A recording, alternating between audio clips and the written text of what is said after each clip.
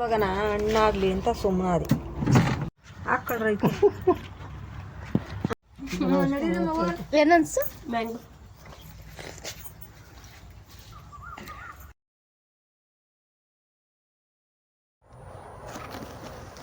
ಇದು ಹುಳಿನೇ. ಅಯ್ಯೋ ಉಪ್ಪು ಖಾರ ನೆನೆಸ್ಕೊಂಡು ಹಿಂಗೆ ತಿನ್ಬೇಕು. ಮುಂಚಿ ಫೇವ್ರೆಟ್ ಫುಡ್. ಯಾಕೆ ತಿಂತಿದ್ಯಾ? ಹಣ್ಣು ಅದು ಇಷ್ಟ ಹಣ್ಣು. ಅದು ಕಾಯಿ ಹೋಲಿ ಬಿಡು ಕೀಳಿ.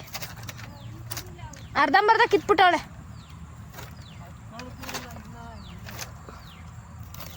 ನಡಿ. ಸಮಾಧಾನ ಆಯ್ತಾ? ಏನಾಯ್ತು?